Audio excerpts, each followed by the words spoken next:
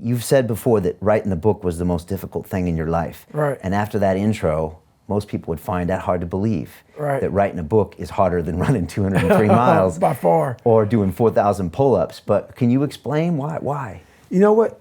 For me, in that book, so most of my life, people didn't know it. So, my mom got abused physically, mentally by my dad. And so I kept everything from her pretty much. So my childhood growing up, she was gone working 3 jobs. We lived in a $7 a month place for a lot of the time. And she had a hard way to go.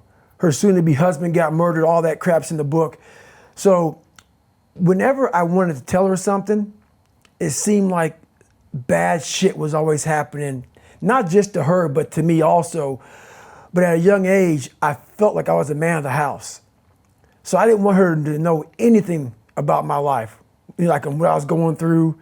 And I had a learning disability. I still have a learning disability. My dad beat the hell out of me. School wasn't great for me.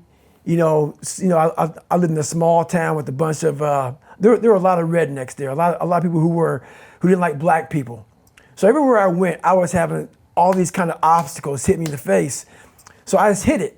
So I became a really closed person because I didn't want to stress her out anymore.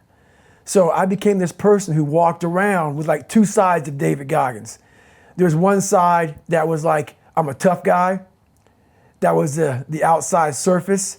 But on the inside, I was a kid that was just hurting, that needed all kind of help, but no one knew it. Right. I never talked about it because why? That showed weakness. And my mom didn't need to hear it. At least that's what I thought. So, for me to come out and be this vulnerable, because everybody thinks I'm Superman. So I wonder why. Yeah, everybody thinks I'm Superman. So I had to tell them the truth. And the truth is very important. And for me, a lot of years of my life growing up, I lied a lot because didn't have a lot of friends, felt socially just all kind of awkward. I was hiding all kind of stuff. So you do whatever you can to create another human being that's acceptable, that you think is acceptable in society. And when I did that, all that came out was a bunch of shit, a bunch of lies, a bunch of filth, a bunch of nothing. So for me to come out and write a book about the real David Goggins, it was tough. It was tough, but that's the only way. If I want to help people out, the only way I can cut to the surface is say, look, guys, gals, whoever's reading this book, I am where I am now. You guys see this. And it'd been very easy to write a book about the hero, David Goggins, but the hero's not me. The hero is the person reading the book. But I had to tell them where I came from to give people hope that, wow, that's where he came from? He came from all these fucked up obstacles and now he's there? I want to give people that kind of hope. So that's why it was tough.